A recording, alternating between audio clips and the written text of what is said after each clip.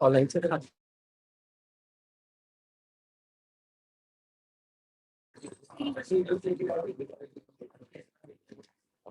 एक तो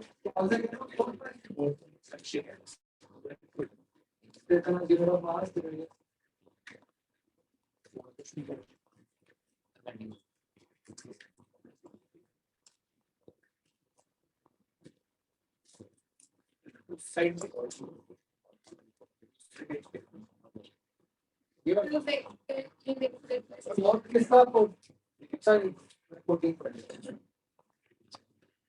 ये वेक्टर जो परपेंडिकुलर वाला है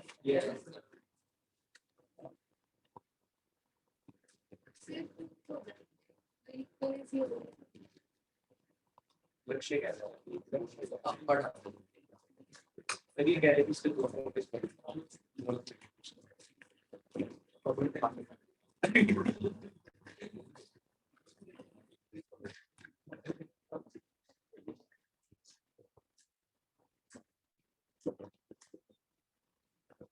हमें वैसे कौन सा करना है 4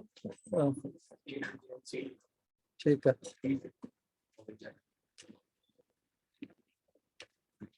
तो आपको ये दो वेक्टर्स का है कि परपेंडिकुलर है टेस्ट का 4th क्वेश्चन। तो आपके पास एक तो फर्स्ट से कंडीशन बन गई कि 7a² minus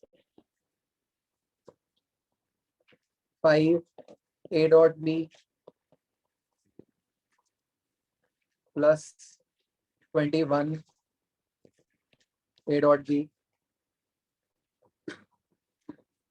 minus 15b² equal to 0 ये बनेगा। और दूसरे केस में बनेगा आपका 7a² माइनस 2a.b माइनस 28 30 बन जाएगा।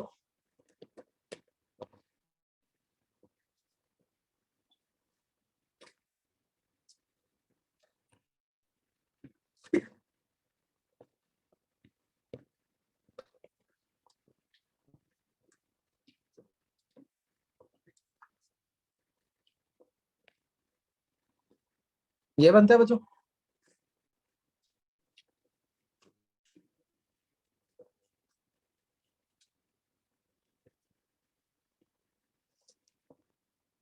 ठीक लिखा मैंने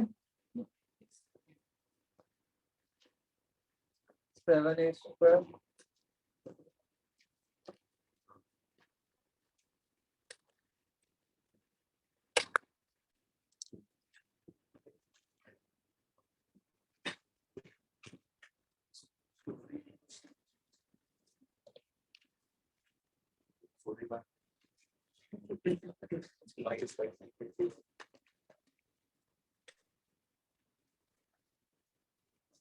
हाँ जी ये दो क्वेश्चन बनेंगे। फिर क्या किया इसका एंगल निकालने के लिए A और B का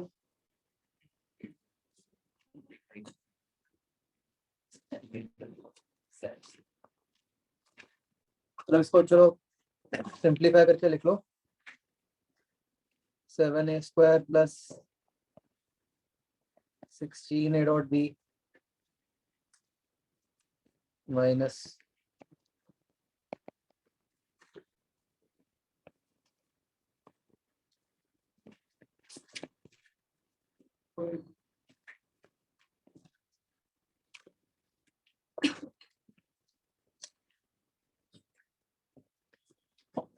हमें किसी तरीके से मतलब वैसी टर्म बनानी है ना, cos थीटा इक्वल टू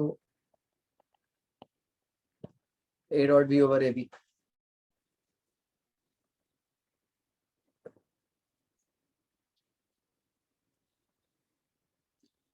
क्या इससे बनाई जा सकती है मुझे टर्म किसी तरह?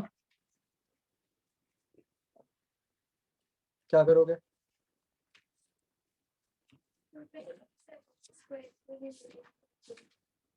मान लो हम उसको एलिमिनेट कर देते हैं तो बन गया 16a dot b minus 15b² is equal to 8b² minus 30a dot b. यहाँ से cos theta answer b by 2a, फिर इसको किसी भी ऊपर वैल्यू इसको अगर हम रीअरेंज करें तो 23b² is equal to 46a dot b. तो प्रैक्टिकली आपके पास b² की वैल्यू आ गई ना, b² इज 2 टाइम्स a डॉट बी।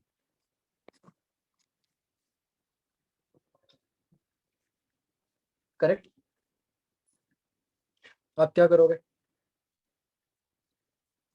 ऐसे ही अगर हम इसको अब इस वैल्यू को किसी भी इक्वेशन में पुट कर दें, b² की वैल्यू अगर 2a डॉट बी आ गई, मान लो इसको मैं फर्स्ट इक्वेशन में पुट कर देता हूँ तो इससे a² की वैल्यू भी आ गई। कितना बन गया देखो, पुट कर देते हैं वो भी यही बन जाता है। हाँ, वो भी नहीं बन जाता। तो आपकी a² की वैल्यू भी 2a डॉट बी बन रही है। करेक्ट। तो फिर a dot b over a b क्या बन गया? हाफ बन गया। इससे आपको पता चल गया ना a is equal to b। तो a dot b over a b is equal to a dot b by a² या b² कर दो। तो a dot b bye b² क्या है? हाँ, तो एंगल क्या आ गया? 60 डिस्कस कर ठीक है।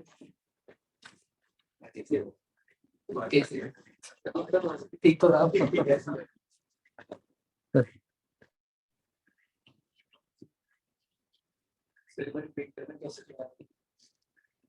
इसकी वैल्यू यहाँ पुट करके ये वैल्यू निकालना पड़ा तो आपकी a² की वैल्यू भी a डॉट बी आ जाती है, 2a डॉट बी। यहाँ पुट किया ना, b² को पूरे रिमूव करेंगे 16 माइनस 30 बन जाएगा। और भी बन जाएगा आपको वहां से मैंने cos mod b by a की वैल्यू निकाली cos थीटा जैसे मर्जी बट फाइनली तो देखो सीधी सी बात यह है कि ये इंफॉर्मेशन थी और कोई इंफॉर्मेशन तो है नहीं हमारे पास, किसी को ही इधर उधर करके आंसर निकलना है। ठीक सर, तो जैसे मैंने ये हम कैसे कर सकते हैं कि हमने पहले वाली क्वेश्चन में जो बचा एक का और बी का मैथ कुछ है, वहाँ से हमारे पास cos थीटा कुछ आ गया और उसको हमने सेकंड में पुट करके देख दिया और वो हमारी सेटिस्फाई हो गई। तो मतलब वो ठीक है अगर मैथ में भी आपसे उसको नॉट दिस पॉसिबिलिटी केस में तो आप क्या कह रहे हो कि हमने क्या किया, ए और बी का मैंने पहले सेफ मान लिया, उससे cos थीटा आ गया हमारा कुछ, उसको सेकंड इक्वेशन में पुट कर दिया, हमारी सेटिस्फाई हो गई कुछ। तो वहाँ से ठीक है, हमेशा ठीक आएगा तो उसमें भी कभी गलती आ सकती है। अगर एक assumption लेके दोनों हमारे इक्वेशन सेटिस्फाई हो रही है तो हाँ ठीक है ना। फिर सर एक और 9th क्वेश्चन में जैसे 9th टर्म तक लिखा हुआ है, लोग कितनी बार साइड करते हैं?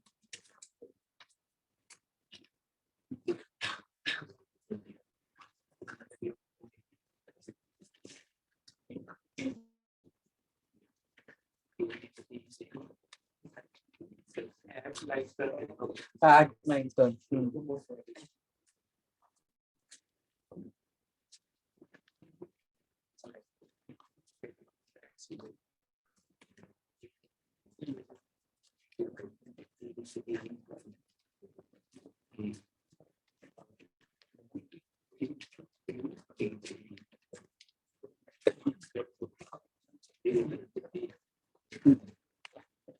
मतलब नाइन्थ टर्म का मतलब ये हुआ ना कि मतलब बेसिकली 9 बार मूव कर चुका, हर बार मूव करने के बाद वो टर्न कर रहा है। नाइन्थ टर्न का मतलब 9 बार मूव कर चुका।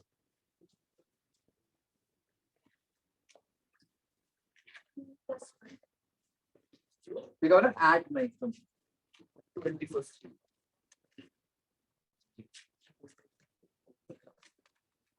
A cross B is equal to C plus D. Select the correct alternative.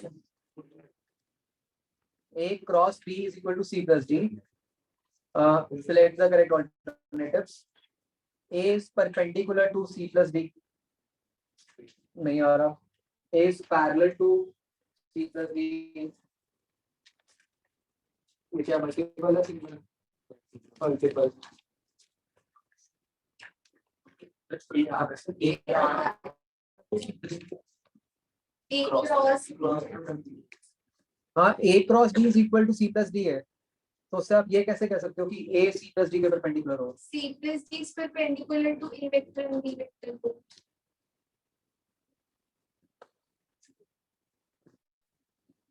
So resultant होते हैं अच्छा, cross ठीक है, B ठीक vector ठीक है, ठीक है. C plus D is perpendicular to A and B both. किसी की उम्मीद है बनी ठीक है तो यस वो ठीक आ गया. C plus D वेक्टर जो है वो A क्रॉस B है, तो C plus D जो बना वो A के भी परपेंडिकुलर हुआ और B के भी परपेंडिकुलर. जो क्रॉस प्रोडक्ट होता है वो क्या होता है? वो दोनों वेक्टर्स के परपेंडिकुलर होता है. तो A आ गया, B ठीक है, अब A आ गया तो B तो गलत हो ही गया. C component of C vector along A vector is equal to component of D vector along minus component of D vector along A vector. पहले उससे D से प्रूव हो जाए. So basically standard वाला का C option है without D option. तो कैसे मतलब उससे करना पड़ेगा, ऑटोमेटिकली होगा ना. सर मैंने इस ऑप्शन मैंने ये तो कोई भी बना दिया था वो अब सर C और D को इस तरह बनाया कि वो उसके कि उनका रिजल्टेंट के परपेंडिकुलर आती है. तो उससे भी आ रहा है. हाँ वही, तो दूसरा जगह ये है कि आप कुछ अज्यूम करके कर लो वैल्यूज ले वेक्टर से. चलो ये कर दिया बच्चों सबने. C option सी ऑप्शन कैसे आएगी? अगर आप पहले डी ऑप्शन देखोगे, अगर डी आ जाता है, डी आ जाता है यस मतलब वो तो सीधा ही है. अगर आप डॉट प्रोडक्ट करोगे दोनों साइड ए वेक्टर से तो उससे आ जाएगा. अगर डी आ गया, अब the component of C vector along A vector का क्या फॉर्मूला होता है?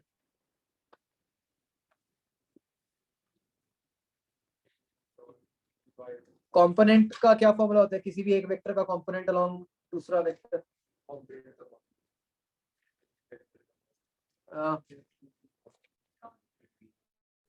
बच्चों ऐसे नहीं हम लिखते थे component of A along B? क्या मतलब है? A cos theta into B क्या करेक्ट. तो ये क्या बन गया? वैल्यूज पुट करेंगे अगर हम A dot B upon B into B क्या. ठीक है, तो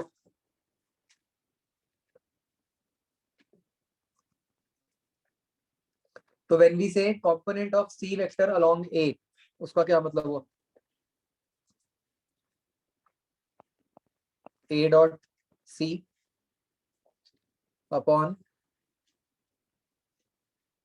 component of C along A है, तो क्या लिखोगे आप? Upon B. Component of A along B था, तो नीचे दिया है, तो ऐसे ही वहां पे क्या है? कंपोनेंट ऑफ सी अलोंग ए। तो अच्छा ए कितना है? मैं बताऊँ,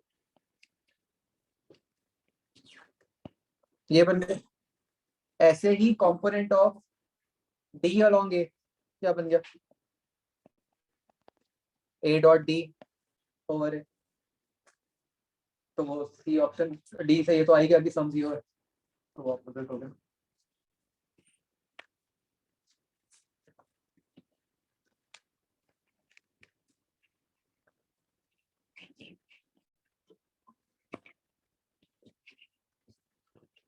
हाँ बच्चों, इसमें कौन सा पार्ट करना था?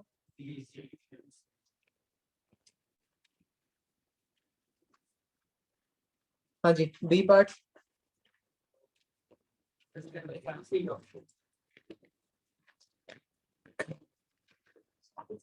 ये तो केमिस्ट्री में आता है, मुझे कोई आइडिया नहीं है। ग्राहम्स लॉ जो होता है शायद उससे आएगा।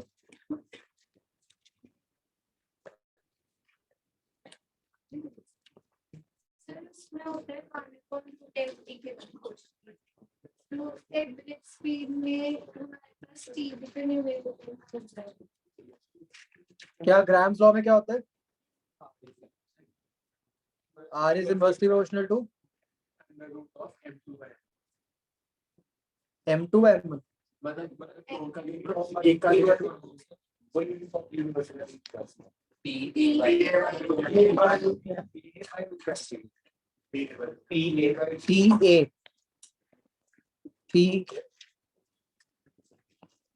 P क्या? प्रेशर, एरिया ऑफ होल, ठीक है। M क्या है? टेम्परेचर, ये है।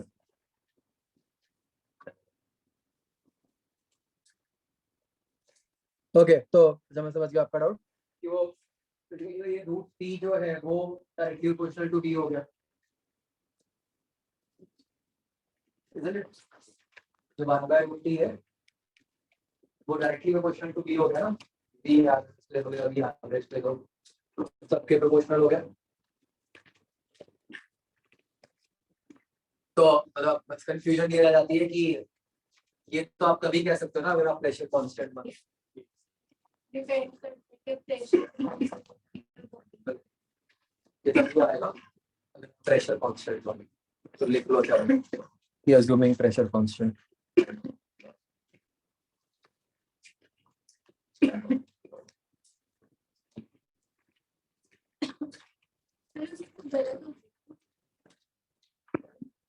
बी कांस्टेंट से सही है। क्यों गलत? टी बाय एम के प्रोपोर्शनल होती है, रूट टी बाय एम के प्रोपोर्शनल होती है स्पीड। तो अगर हम प्रेशर को एनआरटी बाय वी लिखेंगे तो वो टी बाय एम के प्रोपोर्शनल, तो वॉल्यूम कांस्टेंट।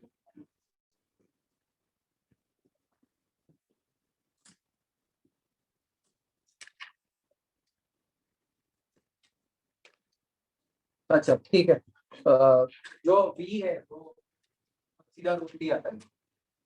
एवरेज स्पीड का फॉर्मूला क्या होता है? √8RT बाय पाई एम होता है ना।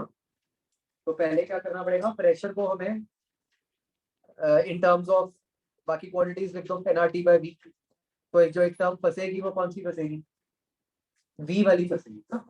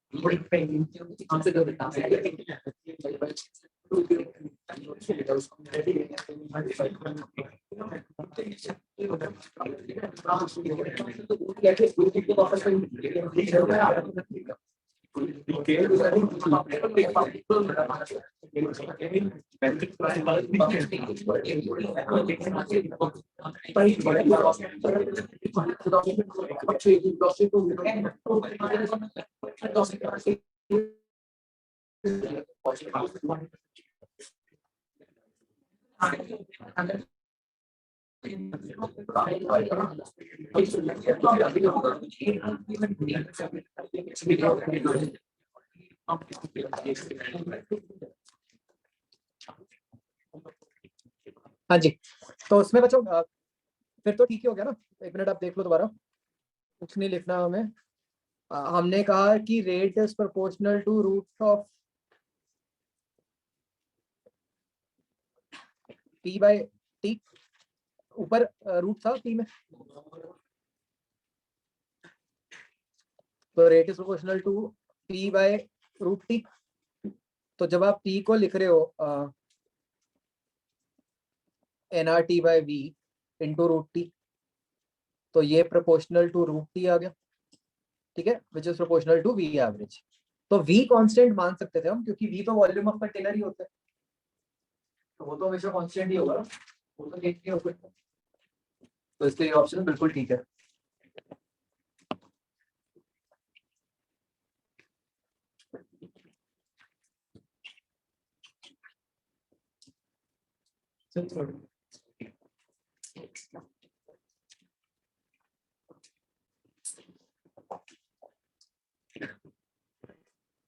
जो थर्ड क्वेश्चन है उसमें क्या करना है बच्चों, सी बस ध्यान से इंफॉर्मेशन को पुट करना है। ये जो मास दिया हुआ है 4m वो किसका है, वन एटम का है, मोल का नहीं है। Mass of one atom. और ये क्वेश्चन में दिया हुआ है कि वो मोनोटॉपिक गैसेस है। तो आप क्या करोगे, आरएमएस स्पीड को आप लिख दोगे v is equal to root of RT by m, और मोलर मास में क्या रहेगा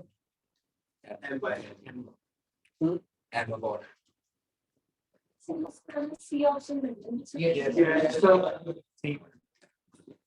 चेक करते हैं, सबका ही बन रहा है। एम क्या है? मास ऑफ वन एटम, और दिया हुआ है कि मोनोटॉमिक गैस है, करेक्ट। टेम्परेचर का हमें रिलेशन चाहिए, let's see. V R M S is equal to root of 3 R T by molar mass. Molar mass कैसे लिखोगे आप? एम इंटू एन ए, ठीक है। तो हमें टेम्परेचर का रिलेशन चाहिए। तो यहां से आपको क्या पता चल रहा है कि temperature is proportional to M into V square. Number of moles का तो कोई लिंक ही नहीं है, तो m इंटू वी स्क्वायर, तो पहले का बन गया 4m वी स्क्वायर, दूसरे का उसका भी 4m वी स्क्वायर बन गया, तीसरे का 3m वी स्क्वायर, और चौथे का 8m। तो टी डी सबसे ज्यादा आया, ए बी इक्वल, और फिर सी बनेगा। पीछे का दिया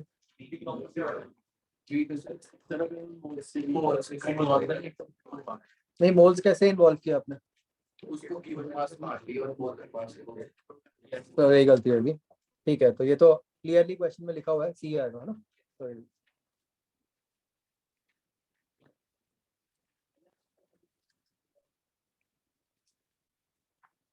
आगे बच्चों, हो गया बी पार्ट। सी पार्ट,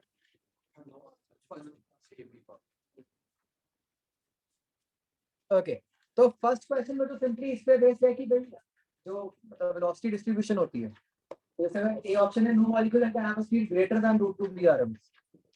गलत। मतलब हम क्या कह रहे हैं, वेलोसिटी डिस्ट्रीब्यूशन क्या कहती है कि भाई 0 से लेकर इंफिनिटी तक हर स्पीड पे कुछ ना कुछ मॉलिक्यूल है, कहीं पे कम है कहीं पे ज्यादा, राइट। तो ये कोई VRMS की या √2 की कोई इंपॉर्टेंस नहीं है, ठीक है ना। तो ऐसा कोई भी वेलोसिटी नहीं है जिसके लिए आप ये कह पाओ कि वो मॉलिक्यूल, कोई मॉलिक्यूल ऐसा है कि जिसकी स्पीड उससे ज्यादा ना हो, क्योंकि सारी रेंज में डिस्ट्रीब्यूटेड है 0 से इंफिनिटी तक।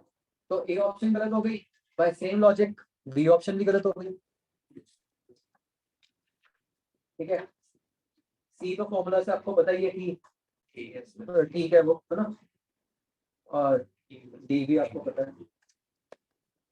तो बात बच्चों फिर माइंड में रखो, आप किसी इंडिविजुअल मॉलिक्यूल की स्पीड के बारे में कुछ कमेंट नहीं कर सकते, हाँ। आपको तो सिर्फ ये पता है कि हाँ हर रेंज के अंदर मॉलिक्यूल है। Is this thing clear?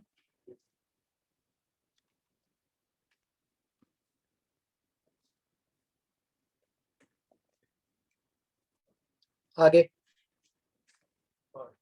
D part, देखो फर्स्ट में क्या है, इंटरनल एनर्जी लिखा है, आइडियल मान रहे हो आप, तो इंटरनल एनर्जी का फॉर्मूला पता है F/2 एनर्जी, उसको आप कन्वर्ट करके उसको F/2 पीवी।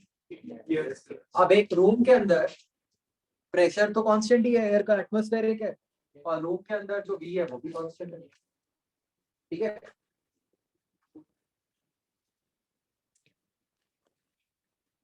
करेक्ट हो गए, बड़े आगे। सेकंड क्वेश्चन, इसमें मुझे टर्म यूज हुई है quasi statically, slowly, this means कि आप बहुत स्लोली मूव कर रहे हो। It pushed the piston by X so that spring was compressed by X. तो यहाँ पे समझने वाली बात क्या थी कि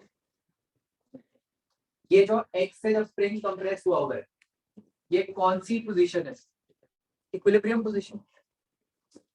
तो उस इंस्टेंट में अगर आप पिस्टन का एफपीडी बनाओ, उस पे लेफ्ट से क्या फोर्स लग रही, राइट, मतलब लेफ्ट की तरफ कितनी फोर्स लग रही है, राइट की तरफ क्या फोर्स लग रही है, प्रेशर इनटू एरिया। तो पी ए इक्वल टू के एक्स करो, बस उसको हो गया।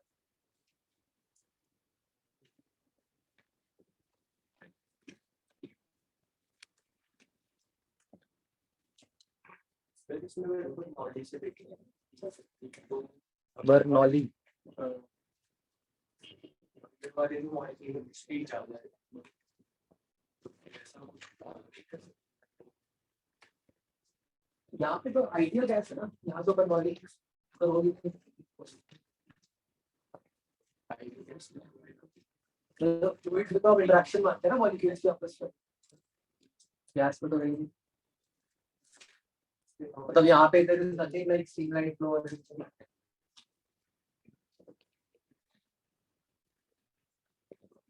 Clear बच्चों? ये है Sir, C particle second.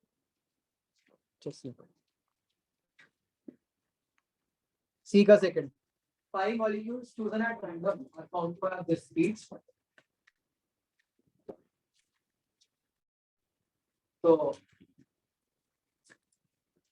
इसकी आप बच्चा एवरेज स्पीड निकाल लो, फिर उसके आगे आरएमएस स्पीड 740 का 7 अच्छा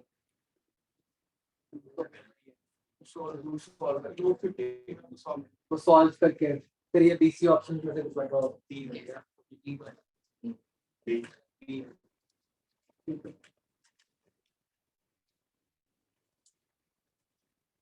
Sir, 4.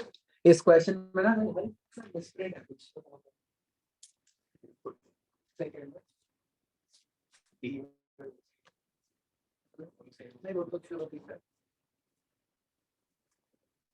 जो मॉड्यूलर पूछती है सेम है आइडेंटिकल मॉलिक्यूल अब मेरे को एकदम बड़ी कंफ्यूजन हुई थी गैस में यही 5. जैसे क्वेश्चन में लिखा है 5 gas molecules chosen at random are found to have these speeds, then फिर क्वेश्चन बना दिया आरएमएस और एवरेज। क्लियर ये नहीं हो रहा कि वो आरएमएस और एवरेज किसकी बात कर रहे हैं, मतलब जिस सैंपल से लिया है या सिर्फ इन पंच की, वो बात अलग है कि आप ऑब्वियसली सैंपल के बारे में कुछ कमेंट नहीं कर सकते।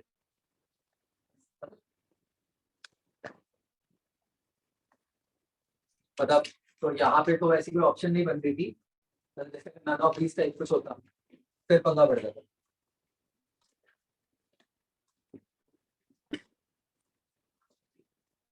हाँ बच्चों हो गया क्लियर, बढ़े आगे 4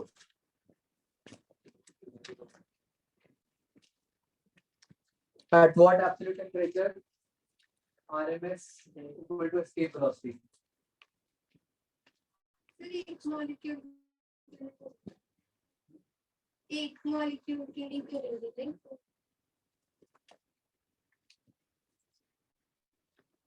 नहीं इसका क्या मतलब हुआ कि एक के लिए करेंगे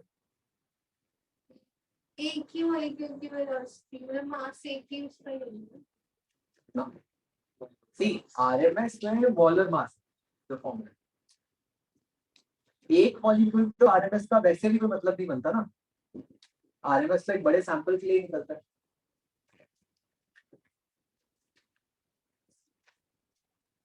अच्छा बच्चा एक ना नोटेशन माइंड में रखना, जैसे आपको देखा मैंने जब शुरू किया था लिखना अभी आज की क्लास में, कभी कभी गलती ना हो, मोलर को हमेशा कैपिटल एम से लिखना है ना, जो जनरल मास है कोई भी टोटल मास है कुछ उसको स्मॉल एम से, उससे गलती नहीं होती। हो गया बच्चों, बढ़े आगे।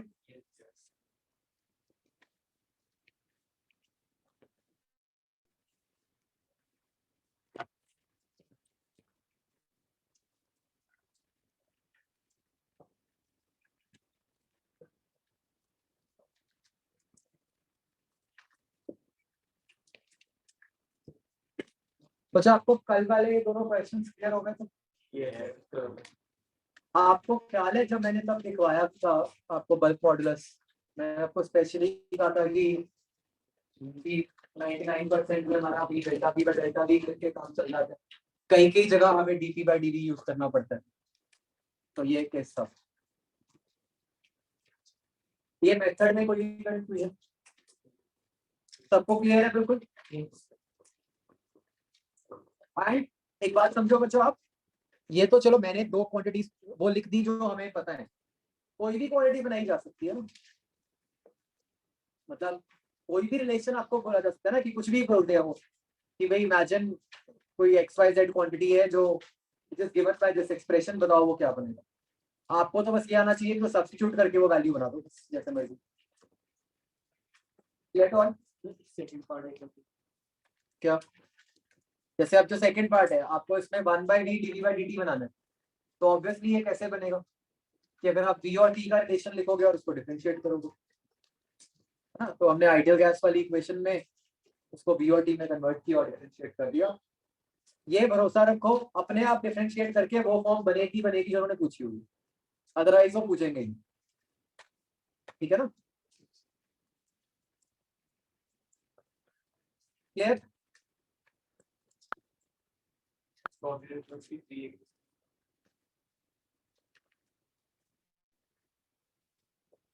अच्छा 380 कुछ तो मैंने आप करवा दिया था, बाकी की नेक्स्ट क्लास में कर लेते हैं। आपको जल्दी है तो मैंने कहा वैसे तभी ना आपने थर्सडे कर लेते हैं। थर्सडे है क्लास में, थर्सडे या फ्राइडे बताओ तो फ्री है कर लो सिर्फ, नहीं चल फ्री है कर लो। ओके तो जो नेक्स्ट आता है फर्स्ट लॉ ऑफ थर्मोडायनामिक्स।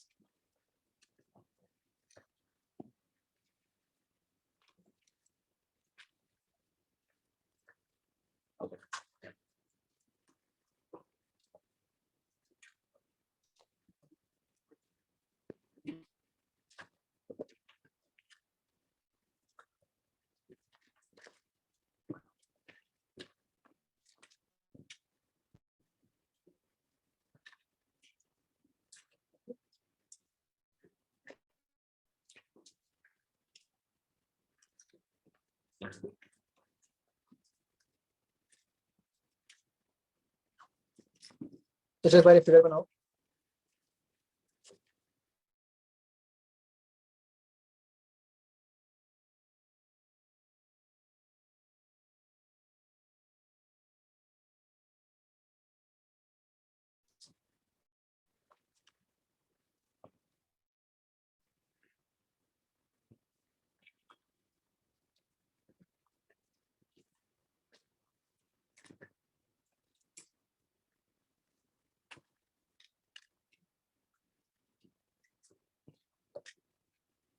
तो बच्चों ये ना बिल्कुल सिंपल, मतलब जो फर्स्ट लॉ है this is nothing but simple energy conservation.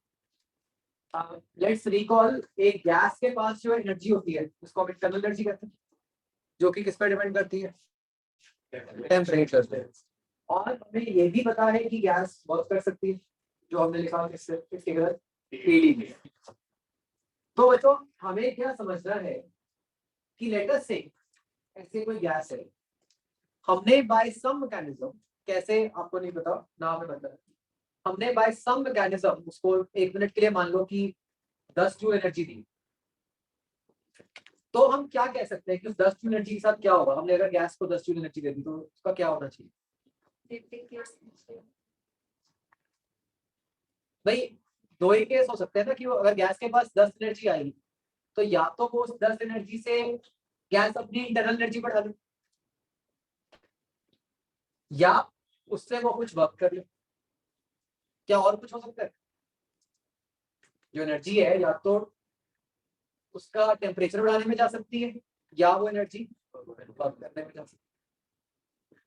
तो अगर मैंने मान लो गैस को बाहर से 10 एनर्जी दी, वंस अगेन कैसे दी है डज नॉट मैटर, तो क्या मैं पक्का ये कह सकता हूँ कि अगर हमने 10 दी है तो जितना भी उसका चेंज इन इंटरनल एनर्जी आया होगा प्लस जितना गैस ने वर्क किया होगा वो मिला के क्या होना चाहिए, 10 होना चाहिए। ऑटो भी चाहिए। Any doubt in this? This is simple first law.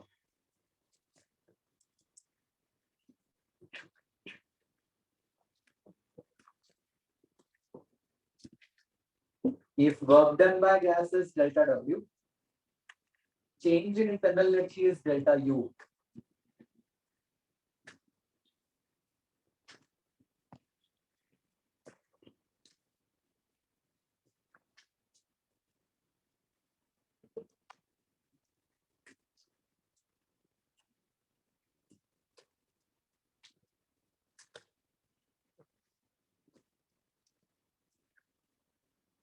तो delta Q is equal to delta U plus delta.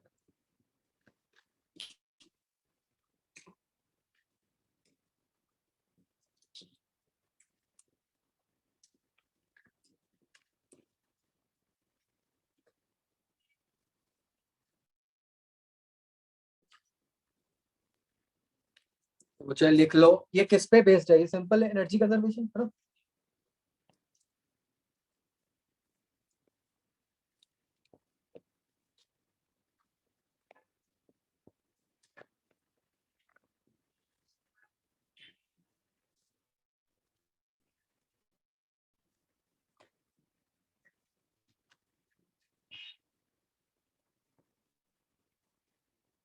तो जब फॉर्मूला यूज करके हम कन्वेंशन बना सकते हैं। जैसे यहाँ पे हमने जो तो हमारी साइन कंडीशन ये है कि जब हम एक गैस को एनर्जी देते हैं तो डेल्टा पॉजिटिव मान, और जब उससे ले रहे हैं एनर्जी तो नेगेटिव। ठीक है, तो मैं हमने डेल्टा यू की वैल्यू भी लिखी हुई है ना, यू तो हमने पहले ही पढ़ लिया, और हमने डेल्टा डब्ल्यू भी कर लिया पिछली क्लास में। तो अगर मैं वैल्यू सब्स्टिट्यूट कर दूं तो ये बन गया delta Q is F by two है delta T plus integral D.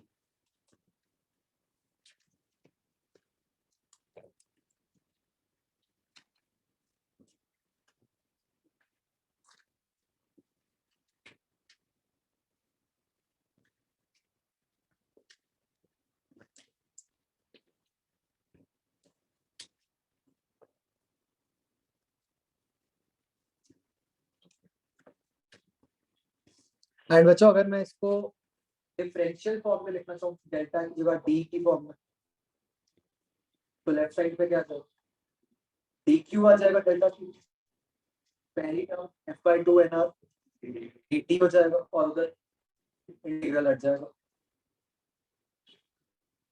तो इसी को डिफरेंशियल फॉर्म में हम ऐसे लिख सकते हैं कि D Q is equal to F by two N R D T plus B T.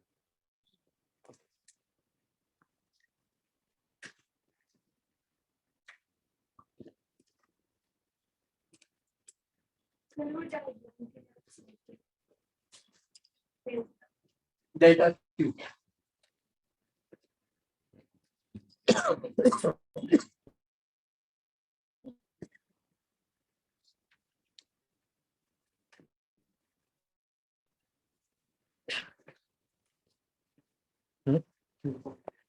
Q is energy.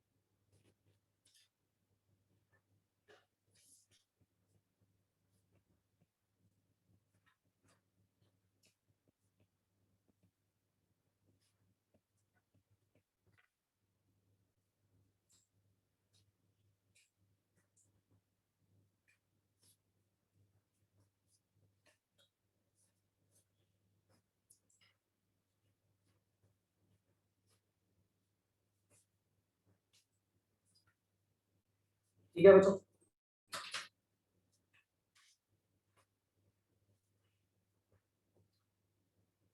ये रिजल्ट बिल्कुल स्ट्रेट फॉरवर्ड है ना।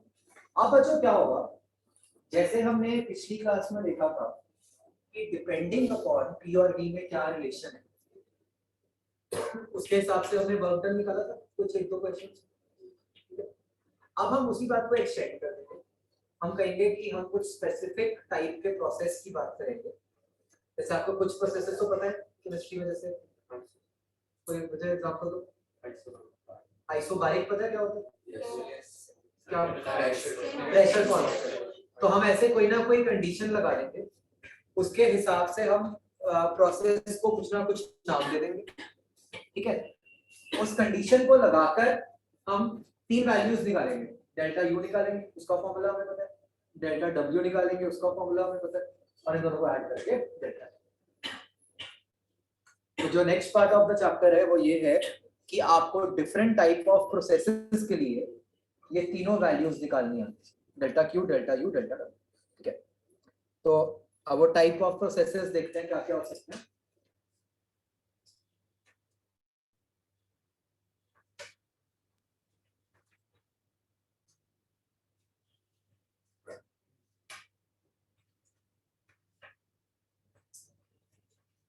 पहला केस होता है बच्चों आइसोकोरिक प्रोसेस। आइसोकोरिक का मतलब होता है जहां पे वॉल्यूम कांस्टेंट। वॉल्यूम कांस्टेंट कैसे रखा जा सकता है बच्चों? अगर आप रिजिड कंटेनर ले लो तो वहां पे जो प्रोसेस होगा वो हमेशा आइसोकोरिक ही होगा।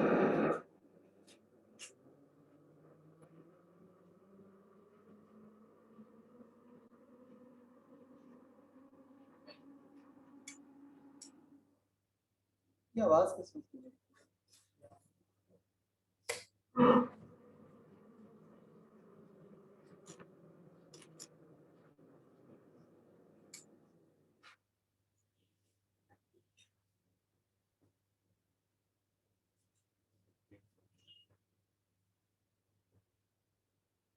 अच्छा, आप इमेजिन कर सकते हो कोई भी जहां पे वॉल्यूम कांस्टेंट है वहां पे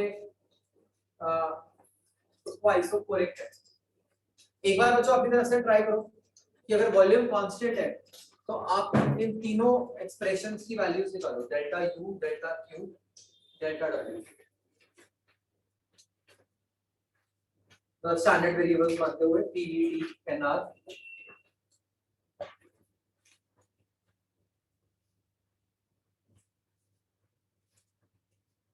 आप मतलब सारे answers in terms of T दे दो, डेल्टा टी की टर्म्स में।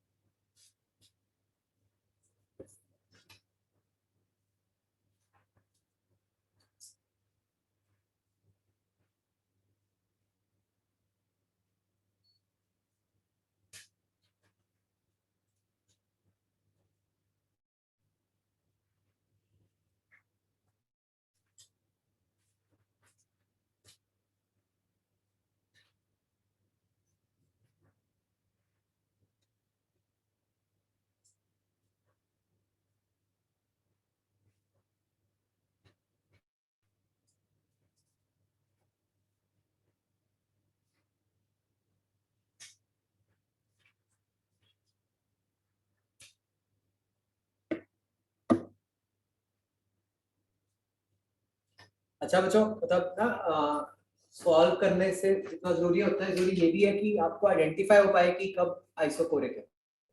वो कैसे पता चलेगा? अगर कुछ कंटेनर रिजल्ट दिया होगा कहीं पे ऊपर वाले से। हो गया बच्चों? सबसे पहले मुझे बताओ डेल्टा डब्ल्यू क्या आएगा? 0। क्यों? डीवी 0 है, वॉल्यूम तो चेंज ही नहीं हो रहा, तो डेल्टा डब्ल्यू तो 0 ही आ गया। डेल्टा यू क्या आएगा? F/2 NR delta T. और फिर डेल्टा क्यू क्या आएगा? F/2 NR डेल्टा T है, तो और कुछ चाहिए नहीं।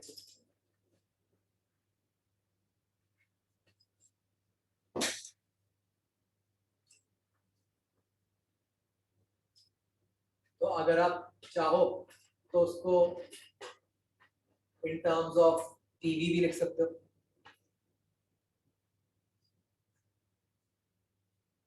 जो nRT2 है, nRT2 क्या है, P2 इंटू V, और nRT1 क्या है, P1 इंटू V। V तो कांस्टेंट ही है ना।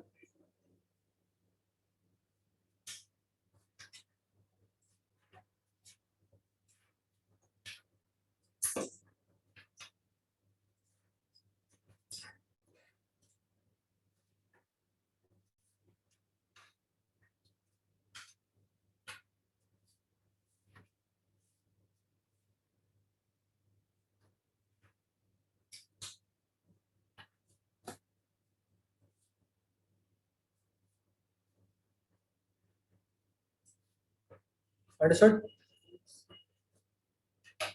अगला होता है बच्चों आइसोबारिक प्रेशर कांस्टेंट। उसके लिए बच्चों निकालो तीनों क्वांटिटीज।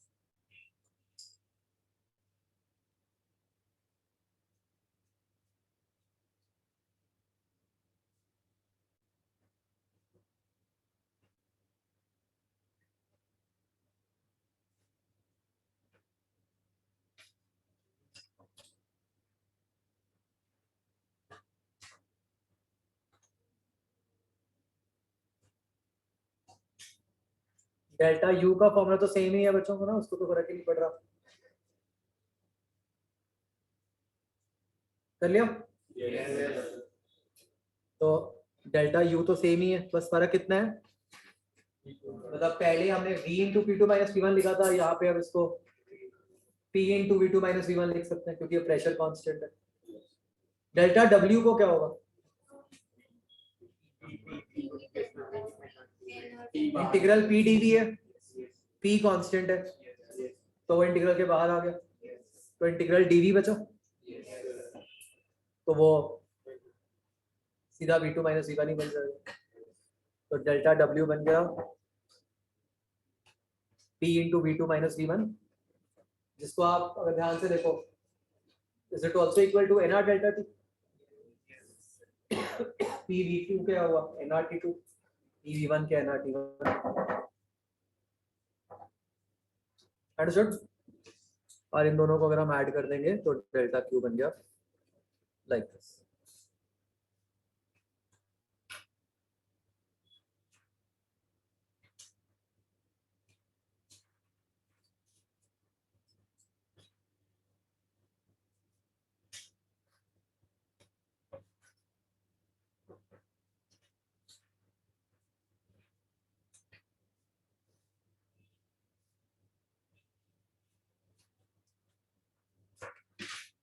अंडरस्टूड। तो बच्चों डिपेंडिंग अपॉन कि आपको क्वेश्चन में इंफॉर्मेशन कैसे दी हुई है, you should be able to convert, चाहे टेम्परेचर की फॉर्म में, चाहे पीवी की फॉर्म में, राइट। ओके, अब बच्चों बात आती है कि पता कैसे चलेगा कि प्रोसेस आइसोबारिक है।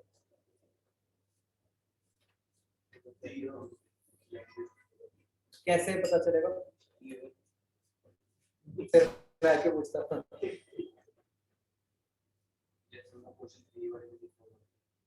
जैसे हमने एक एग्जांपल किया था बच्चों, मैं भूल गया किसमें था, समथिंग लाइक कि एक जो था नहीं कि गैस है ऊपर, उसके पिस्टन रखा हुआ है, पिस्टन धीरे धीरे ऊपर जा रहा है, इस टाइप की सिचुएशन। अगर मान लो बच्चों ऐसे सोचो, ये गैस है, इसके ऊपर पिस्टन है, और आपको दिया हुआ है कि भी piston is being moved upward slowly. अगर पिस्टन स्लोली ऊपर जा रहा है बच्चों, तो ये कैसे पॉसिबल होगा? वही बात जो मैंने आपको वहां समझाई थी, तो तभी पॉसिबल होगा ना अगर फोर्स बैलेंस हो रही हो। फोर्स बैलेंस का मतलब नीचे वाली गैस का प्रेशर कांस्टेंट, कैसे बन जाएगा? तो ये एग्जांपल हुआ एक तरीके से आइसोबारिक प्रोसेस का। या फिर क्या होगा जैसे कि insulating piston, sorry conducting piston है। हाँ उसको भी है।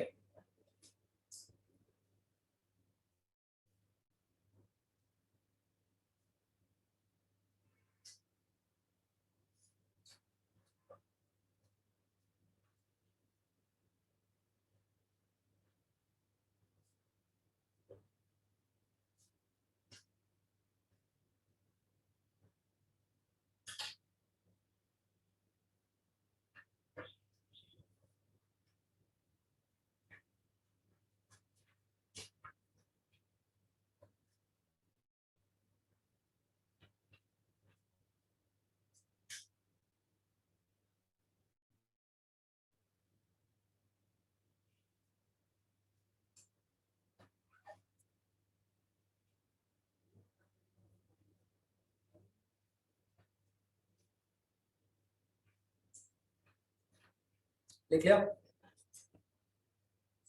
हाँ जी।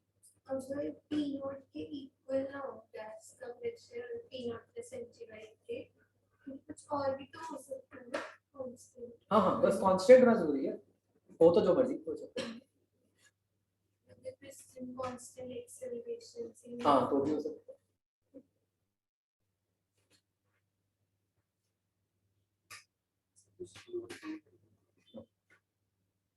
ठीक देखो, मैंने ये नहीं कहा कि स्लोली कोई नेसेसरी कंडीशन है आइसोबारिक, मैंने कहा कि क्वेश्चंस आइडेंटिफाई करना है। तो अगर सिचुएशन ऐसी बन रही है जिससे प्रेशर कांस्टेंट आ गया तो बस ठीक है, वो स्लो में भी आ सकती है, फास्ट में भी आ सकती है, जैसे मर्जी आ सकती है।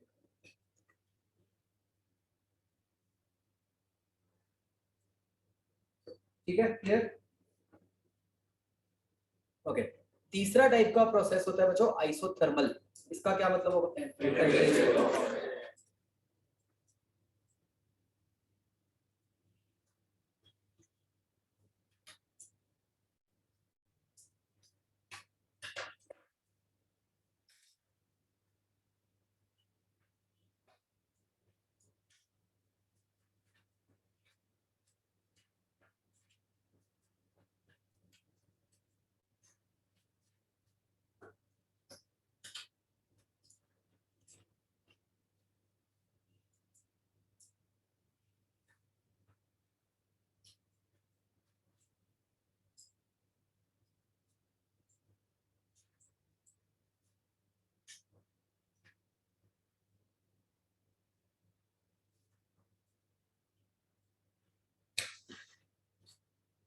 इसके लिए निकालो बच्चों तीनों quantities.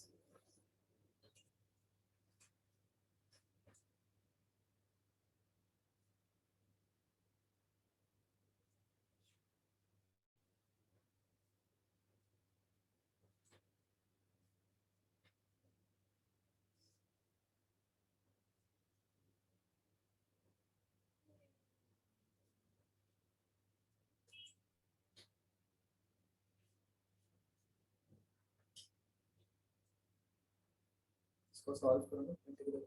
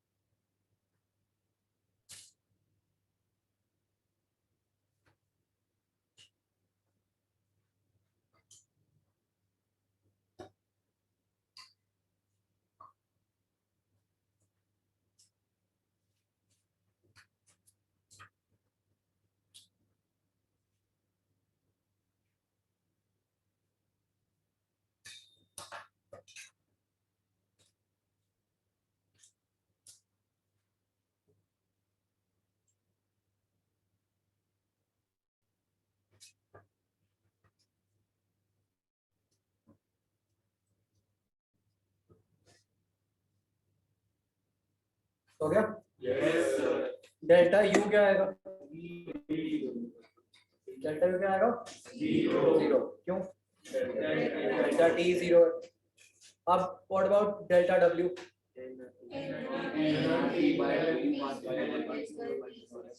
NRT ln v2 by v1। ये कैसे आएगा? टी डीवी में आप टी को लिख दोगे एज एनआरटी बाय वी, तो आपका इंटीग्रल डीवी बाय वी बन जाएगा।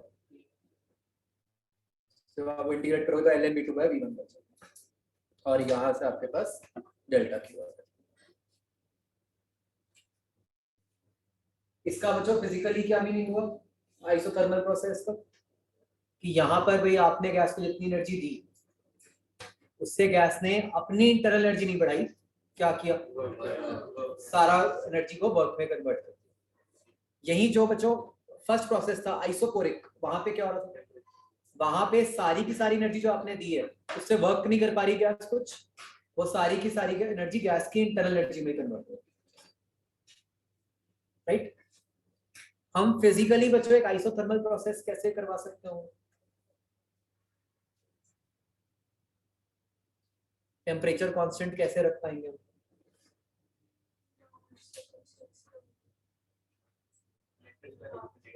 ये बताओ, अगर हम टेम्परेचर कांस्टेंट रखना चाहते हैं तो हम क्या चाहेंगे कि जो कंडक्टर है वो सराउंडिंग से हीट ट्रांसफर करे या ना करे? ना करे। करे, क्योंकि अगर तो वो नहीं करेगा तो फिर तो उसका टेम्परेचर बढ़ ही जाएगा। तो हम क्या चाहेंगे कि वो सराउंडिंग से फटाफट हीट ट्रांसफर करता रहे, जिससे क्या हो? उसका टेम्परेचर हमेशा बैलेंस्ड रहे। तो इसको करने का क्या तरीका होगा? Something like this. या आप कंडक्टर जो है वो कंटेनिंग ले लो, कंटेनर जो है वो कंडक्टिंग ले लो, ठीक है? और फिर क्या करो? गैस को स्लोली एक्सपांड करो। स्लोली क्यों? ताकि उसको इतना टाइम मिल जाए कि सराउंडिंग्स के साथ वो हीट एक्सचेंज करके अपना टेम्परेचर कांस्टेंट रख सके।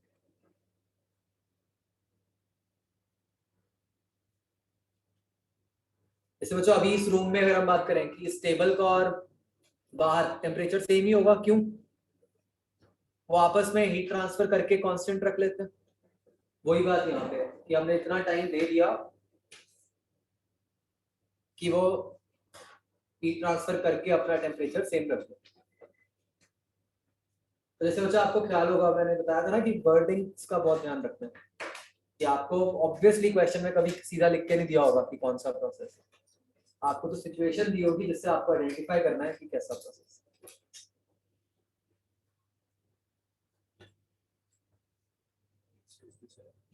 हमने एक assumption लिया है कि जो surroundings है वो भी physical होती है।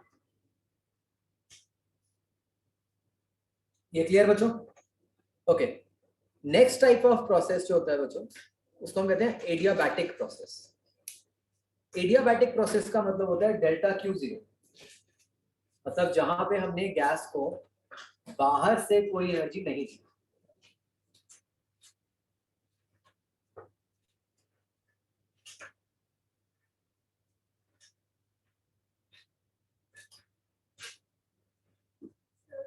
पिछले वाले में वो सराउंडिंग्स के साथ इंटरैक्ट करके ऐसे टेम्परेचर कांस्टेंट रखेगी गैस, तो वहां पे भी तो कुछ हीट ट्रांसफर हो जाएगा सराउंडिंग्स से गैस के लिए। हाँ, तो वो तो डेल्टा क्यू में आ जाएगा।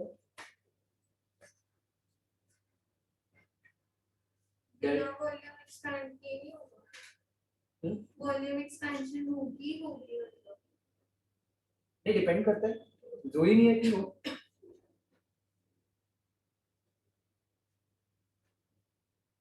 अगर वॉल्यूम एक्सपेंड नहीं हुई तो डेल्टा वो जो है वो जीरो आ गया।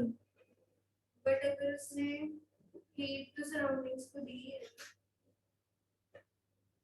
डेल्टा क्यों?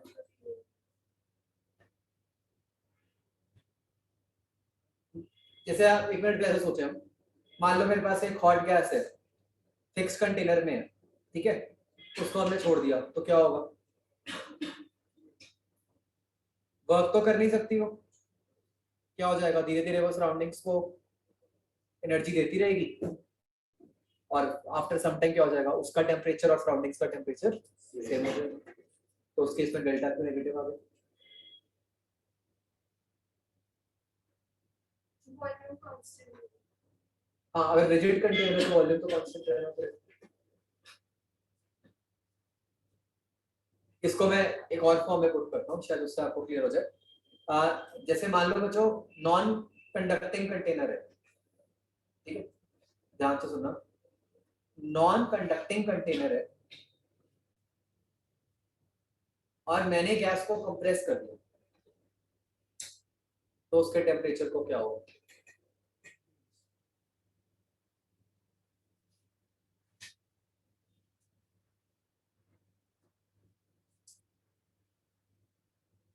सबसे पहले तो अगर नॉन कंडक्टिंग है तो डेल्टा क्यू क्या होगा? 0, बाहर से तो कोई एनर्जी आएगी नहीं, ठीक है, डेल्टा क्यू 0। मैंने गैस को कंप्रेस किया, तो मतलब वर्क डन बाय गैस क्या होगा? Positive negative? नेगेटिव होगा, राइट। तो अब delta U plus delta W is 0, where delta W is negative, तो डेल्टा यू क्या होगा? पॉजिटिव होगा, मतलब गैस का टेम्परेचर बढ़ेगा। इसको आप फिजिकली ऐसे भी सोच सकते थे कि अगर मैंने गैस पे को कंप्रेस किया, तो मैंने गैस पे वर्क किया, तो गैस की एनर्जी बढ़ रही है। अब गैस की एनर्जी बढ़ेगी तो गैस वर्क तो कर नहीं सकती, तो कहाँ जाएगा? उसके टेम्परेचर में जाएगा, ठीक है। ओके, तो एडियाबैटिक प्रोसेस में देखो बच्चों हम कैसे स्टार्ट करेंगे। डेल्टा क्यू इज 0, हमें ये पता है, मतलब हमें सीधा थर्ड वाला आंसर पता है। डेल्टा यू के बारे में हम क्या कह सकते हैं? तो वही स्टैंडर्ड f/2 बना डेल्टा टी है। तो अब मेरे पास तो जो फर्स्ट आंसर है थर्ड है, तो क्या मैं सेकंड निकाल सकता हूँ? सीधा निकल आया।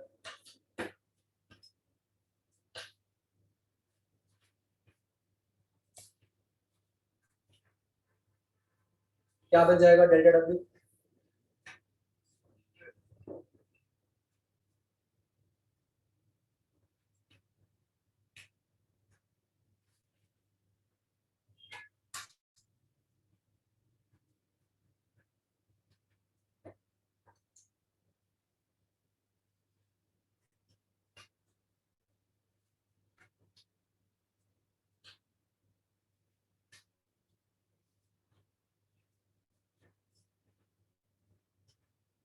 क्या आ गया बच्चों?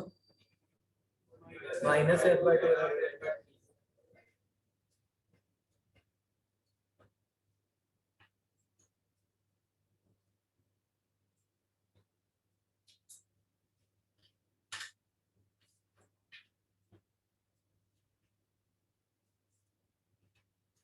एडियाबैटिक प्रोसेस करवाने का तरीका क्या होगा?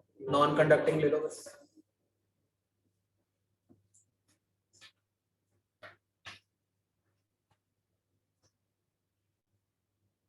अगर नॉन कंडक्टिंग हो जाएगा तो कोई हीट ट्रांसफर नहीं होगा।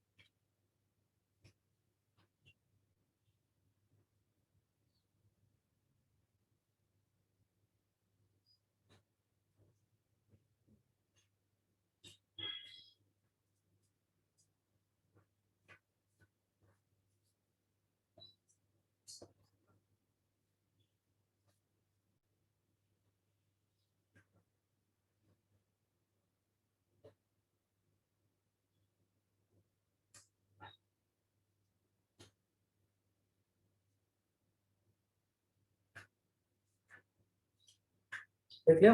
Yes, sir.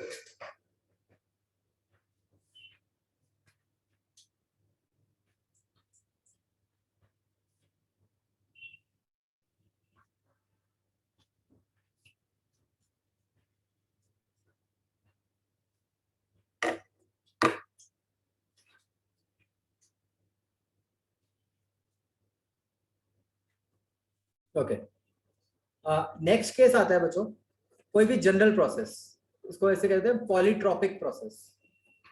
PV raised to power m is constant. Okay, m can be any number.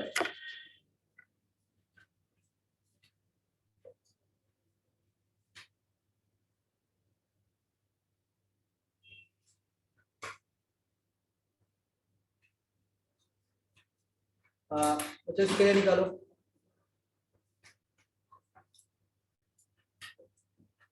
तो बच्चों आप एक बात देखो, मैंने ना जानबूझ के आपको जितने रिजल्ट्स लिखवाए हैं वो सारे इन टर्म्स ऑफ f लिखवाए हैं। तो क्या होगा, क्वेश्चन में दिया होगा कैसी गैस है, उससे आपको पता चल जाएगा और आप ये पुट करके आंसर निकाल सकते हैं।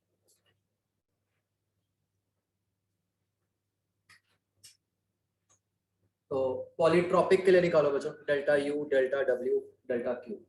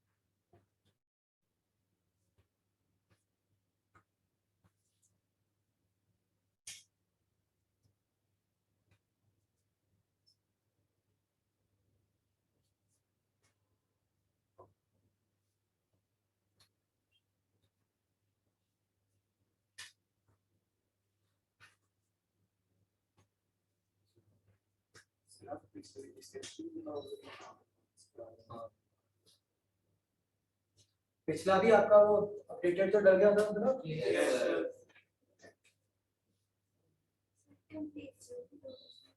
टेम्परेचर की तरफ से।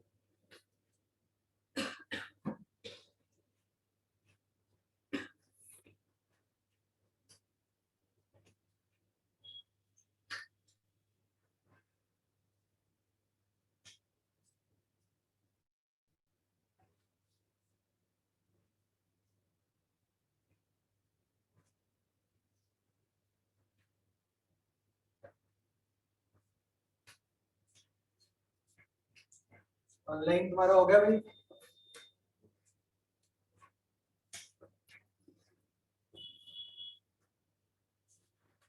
अब तो डन।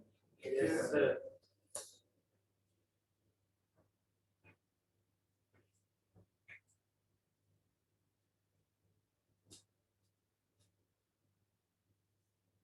देखो बच्चों ये फॉर्म बननी चाहिए n r delta t over 1 minus n, which can also be written as t2 v2 minus t1 v1 over 1 minus. Discuss का ठीक था।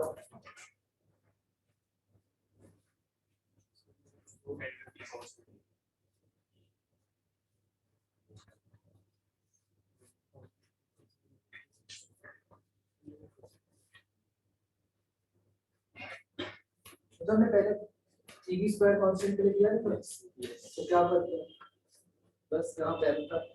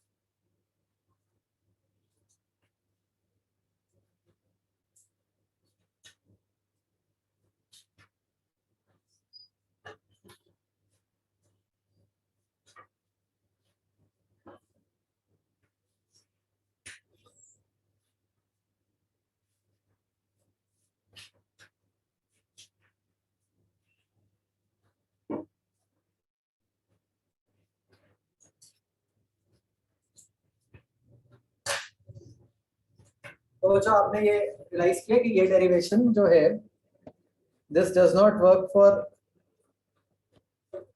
m equal to -1 क्यों m -1 होता सॉरी m equal to 1 फिर तो इंटीग्रेशन अलग हो जाती है ना dd by v ln v वाली अलग आइसोथर्मल वाला तो इसके अलावा हर केस में क्या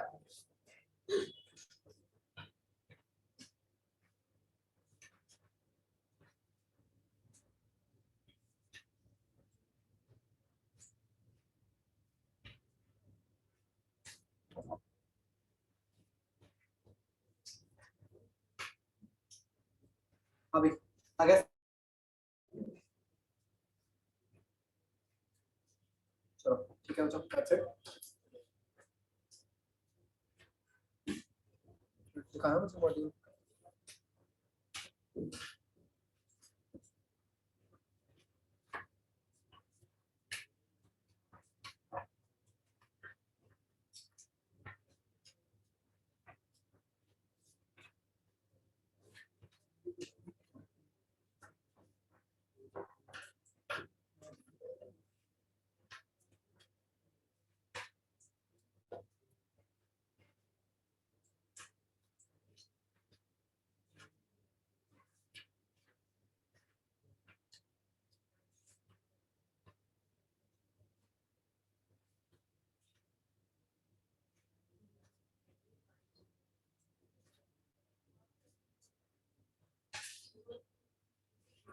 जो आपने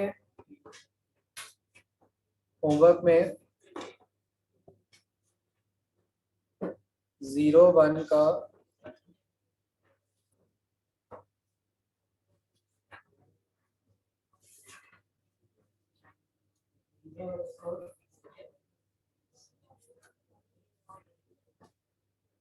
ई और जी पार्ट्स करना है, ठीक है जी। पक्का से कर लेना, ये नहीं करोगे तो अगली क्लास से बहुत प्रॉब्लम आएगी। m इक्वल टू अगर 1 होता तो ये dv बाय v की इंटीग्रेशन बन जाती है, वो तो ln v बन जाता जो हमने आइसोथर्मल में ऐसे करो, m इक्वल टू 1 होता तो ये इंटीग्रेशन बन जाता है।